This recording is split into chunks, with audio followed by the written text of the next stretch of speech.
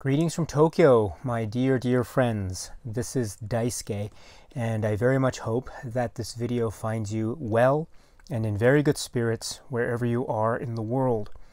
And today I would like to focus our attention once again on this really great Criterion Collection set, which is called Bruce Lee, His Greatest Hits. And today I'd like to focus our attention in particular on that film which is found on disc 5 of the 7-disc Blu-ray set. And on such disc 5 is the film that was released in 1978, and it's the approximately 101 minute version of the film, which is called Game of Death. The film Game of Death, which was released in 1978, occupies a most peculiar spot in the overall context of the cinematic legacy of Bruce Lee for many reasons that I think we are all cognizant of. But I think generally put, this film occupies a very peculiar place because of the fact that it was released or prepared for release in theaters at a time where, of course, Bruce Lee was no longer here. He had untimely and very sadly and tragically passed away some years prior. And very sad, very shocking. And of course, the world lost a hero and an icon, but whose legacy lives on in his cinema, of course. But we still had this idea of Game of Death, which came, of course, posthumously. Now, what that meant was that we have a film that, for the most part, incorporates clips from past Bruce Lee films and tries to edit them into the film in what might be considered to be not so subtle or not so seamless fashion. We also have moments that are shot, scenes that are prepared that involve Bruce Lee lookalikes or stand-ins or doubles, that you look and you understand that these people, as hard as they try, are not Bruce Lee, because Bruce Lee is irreplaceable. He is such an iconic force that it is impossible to replace him. Although, as I say, the filmmakers of the film Game of Death certainly did their very best with what they had in the late 1970s. But still, we have the situation where we have parts of the film that are obviously not Bruce Lee, or that are obviously taken from images or scenes taken from past Bruce Lee films, again, for the most part.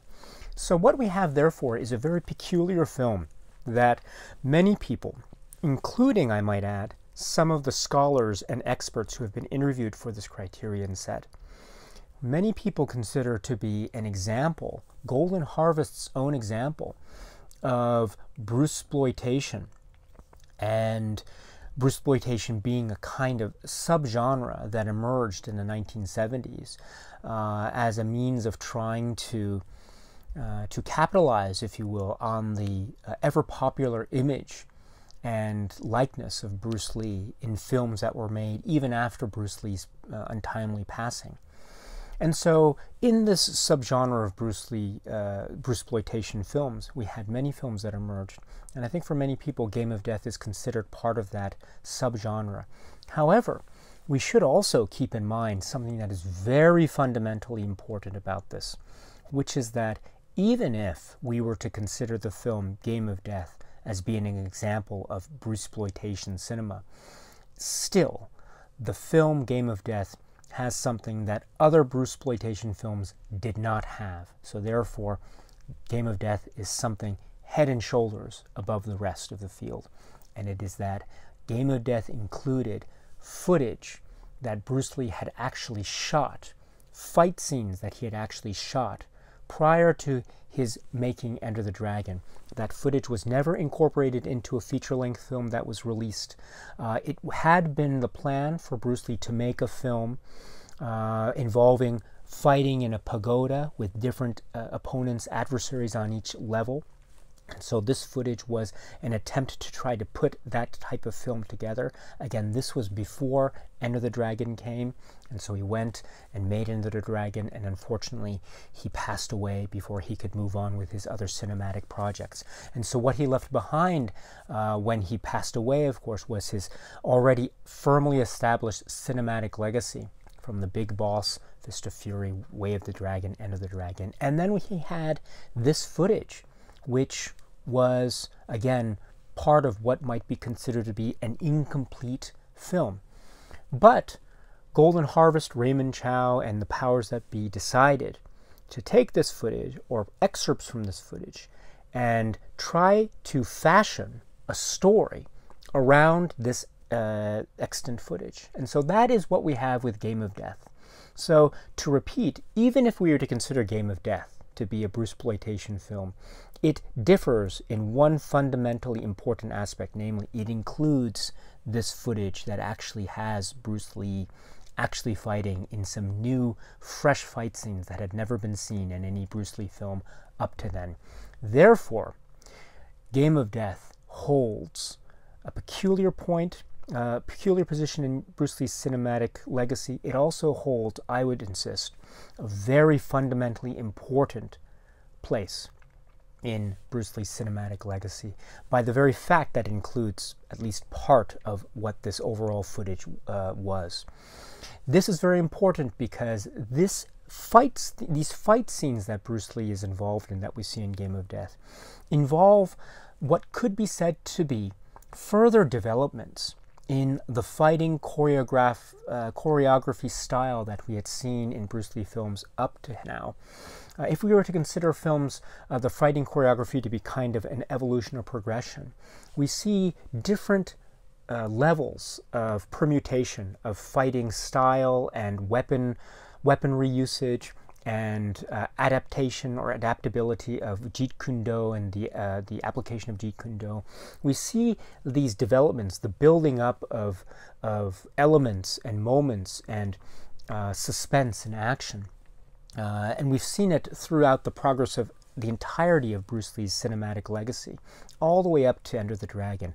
Well, here, I would suggest that we are seeing in Game of Death, the Bruce Lee fight scenes, yet a further progression into this notion of Bruce Lee's cinematic expression of his martial arts, namely the cinematic expression of Jeet Kune Do, which is very important too, because we have to remember that the film that he had been planning to make, which is part of this overall footage, was reported to be a film that he wanted to be a kind of cinematic expression, if you will, of his martial arts philosophy, Jeet Kune Do, namely the idea of capturing the core essence or philosophy of that, which is adaptability, be like water, note your surroundings, adapt to your opponent, to your adversary, and never stick to a strict fighting style, but always be fluid. So therefore, we do see this essence in the fight scenes that are eventually included in the final theatrical version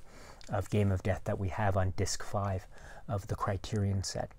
It has also so many iconic moments, so many images. The Bruce Lee look with the yellow jumpsuit, the tracksuit with the black stripe.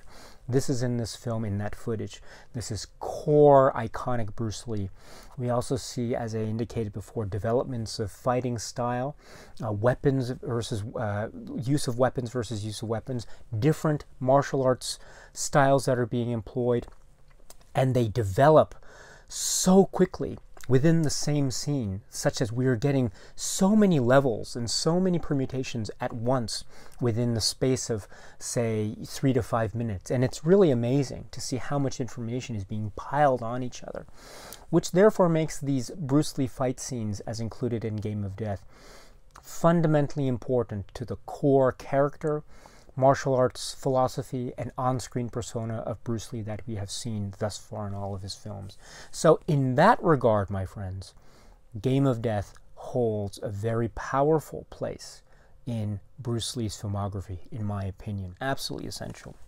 Now, with this, of course, we have to always go back to the whole point of how the filmmakers in Golden Harvest and Raymond Chow and Robert Clouse and the filmmakers involved really came in and tried to create, in essence, a film around this core footage. Now, is it successful as a film as a whole? Does it work in all places? Again, it's up to you to make that decision yourself. And as I suggested earlier, there are moments where it's not the smoothest use of past Bruce Lee clips, and it's not necessarily the smoothest transition between the scenes where it's obviously a Bruce Lee lookalike versus the clips from past Bruce Lee films, and then we have the core footage. So it does seem to be a little bit disparate in terms of its elements, but it's still putting forth a decent story about corruption, about good guys and bad guys, and heroes and villains, and it's setting up those characterizations, I think, quite nicely and quite clearly and quite economically. There are even moments where one might consider the film to be veering into exploitation territory, and I completely get that. And so I'm not suggesting that it is the best Bruce Lee film ever made, but what I am suggesting is that I think there are elements even in the non-Bruce Lee parts that could be said to be, I mean, it's not a complete disaster, right? But ultimately, it comes down to the footage or the fight scenes that were incorporated into the film Game of Death, thus creating what I would consider to be a really powerful, volatile, and quite vicious and also cinematically beautiful depiction of Bruce Lee's spirit and his Jeet Kune Do philosophy and his endeavors to entertain and to create a brilliant, breathtaking show, which is what he did. Even in those few minutes that we have in this film, he certainly did that, my friends. He certainly did that. And so this film, Game of Death, I believe, holds an important, peculiar place in the cinema legacy of Bruce Lee. And so this is the film Game of Death, again released in 1978. Now, when it comes to the Criterion Collection release of the film Game of Death, we should point out that this is described as being the 101-minute version of the film that is on disc 5. And also with this, we should note that this film presented by the Criterion Collection is purported to be based off of 4K digital restoration. And we had the film on Blu-ray from Shout a couple years back, or a few years back. And again, my eye is not the keenest in the world, but I can, based on what I've seen, they look very comparable and quite good. So if you're looking for visual quality, I think you could do, you would be doing quite well with either the older Blu-ray from Shout or this newer Blu-ray set from Criterion. But speaking of the Criterion set for a moment, we should also point out that the audio options available are the monaural English track and then the English dub track that was for the Japanese release. And then there's the Mike Leader commentary track. So the Mike Leader commentary track is the same that we saw on earlier Shout Factory releases, and so it's a very good substantive commentary track that also suffers from certain recording quality issues that we'd seen in earlier Mike Leader commentary tracks that are included on the Criterion Collection. So just keep that in mind. Also, we should keep in mind that there are no other pre-existing commentary tracks that are included. So again, we know that other commentary tracks were made, but again, we're just getting the Mike Leader commentary track, which is good, don't get me wrong, it's really good, but we are not getting anything else, and we are not getting any new commentary tracks, so just keep that in mind as well. But returning to the audio options, so we also had, as I mentioned, the two English tracks, the monaural English track and then the Japanese release version English track. which are for the most part the same, although there are some significant differences in the Bruce Lee fighting. You can note a sound change in terms of the sound effects used, in terms of the voices that are used.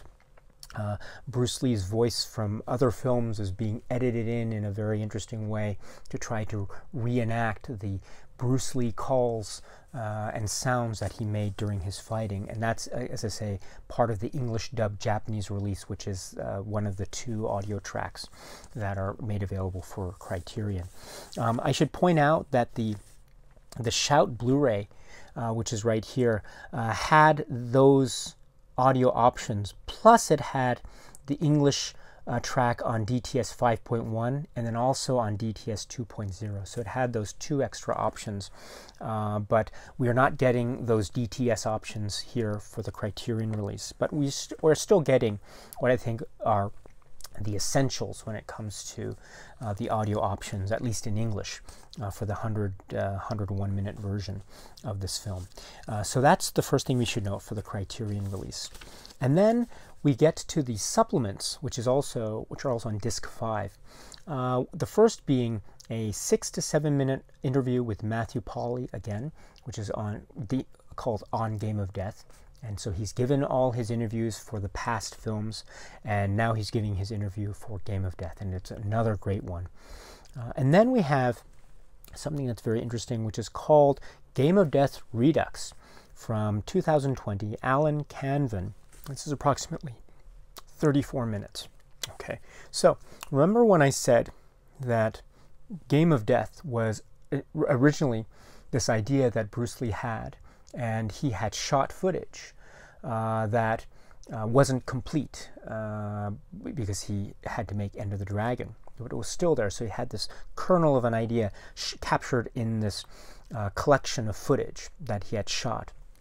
And part, not all, but part of that footage was then used as the core of the 1978 film Game of Death, but not all the footage. So with that in mind, to watch the actual footage is also a very important thing if one is trying to get a good appreciation of what Bruce Lee was looking for.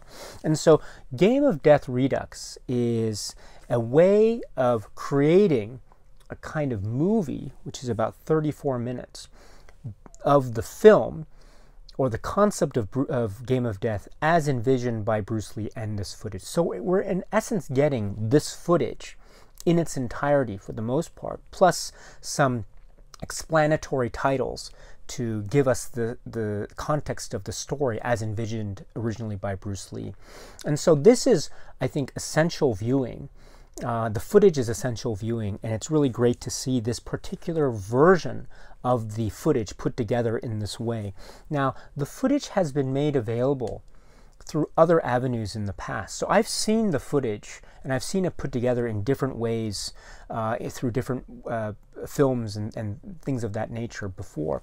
But this is the first time I'm seeing Alan Canvan's 2020 Game of Death Redux, because there are slightly different voice cues and musical choices and that sort of thing put together. And well worth it for anyone who is keen on having a full and well-rounded perspective on what Game of Death was and what it could have been had Bruce Lee finished the film. So this is very important. So this is 34 minutes, again, Game of Death Redux. And then we have, continuing on, we have a section called alternate footage, and then we have an alternate opening, and then we have, which is an opening credit sequence that is taken from the Chinese release of the film. So different credit sequence altogether and different music, in fact. And then we have alternate closings, which are different endings, 3 versions of it, that have actually footage that was not part of the 101-minute release of the film. And so you're getting different music cues and the like as well. So again, it's really good to have this stuff here. And then included as well, we have deleted scenes, and we have 4 deleted scenes here. And plus we have 2 two further subsections, one called Outtakes, which is about 3 minutes 40 seconds, and another called Bloopers, about 2 minutes 55 seconds, featuring the Bruce Lee footage. Outtakes and bloopers, but there's a little bit of overlap between these two sections, but for the most part they are separate presentations. I should point out that this whole entire alternate footage section is also, based on my understanding, identical to the similar supplement section that we found on the early Shout release. So there's that. And then continuing on, we have another supplement which is called Game of Death Revisited. This is an interesting title, and I'll get to that in a moment, but this is a 28-minute interview with Bob Wall. So Robert Wall, and this is very important because Bob Wall he's in the film, and he's also a very integral part of the cinematic world of Bruce Lee. He's appeared in a number of Bruce Lee films, so he's very famous. He has a very recognizable presence. So we have this long interview. It's a great interview with him. And it's great to have. Now, I should say something about the Shout release here. Oh, and then just to round it out, we have the trailers for the film, the Game of Death, as the final part of the supplements on Disc 5. Now, with all that in mind, we should point out the Shout release. Now, the Shout release has, as I indicated, these alternate footage scenes that we also saw in the Criterion release. It has a trailer section which is a little bit more robust than the trailers that we get here. We get a little bit more trailers, and we get some explanatory notes about what trailers were used in what international markets. So this presentation on Shouts is a little bit more robust when it comes to the trailers. But what we also get is we get not one, not two, but in essence 3 versions of the film Game of Death going forward, and we get some other supplements. So before I get to the versions themselves, let me just mention about the supplements on this. I mentioned with the Criterion release that there's a supplement called Game of Death Revisited, which is an interview with Bob Wall, about 30 minutes. On the Shout release, there is also a supplement which is called Game of Death Revisited. But what this is on the Shout release is not the Bob Wall interview, at least as far as I understand it. Instead, what it is on the Shout release is the footage, the actual footage that Bruce Lee shot. So it's another version. It's like Game of Death Redux. It's just a slightly different presentation of it, but it's in essence Game of Death Redux.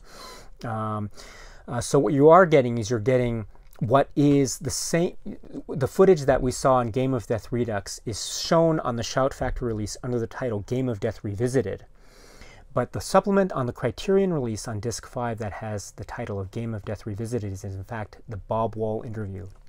Okay, so that's my understanding of how that naming goes. But then returning to the film itself, one of the things that I think Shout Factory's release does really, really well is it includes different versions of the film. So this is on 2 discs. It has on the first disc the 101 minute version, which is the same as what's on disc 5 of the Criterion set.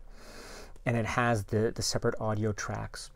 But what this also has too is it has another version of that release, almost entirely the same, but it's the Japanese theatrical release of the film. So on disc 1 of this, we have the 100-minute version, and then we have the Japanese theatrical English dub release of the version with the Japanese subtitles along the side, plus a little bit of extra at the beginning, and some other minor differences.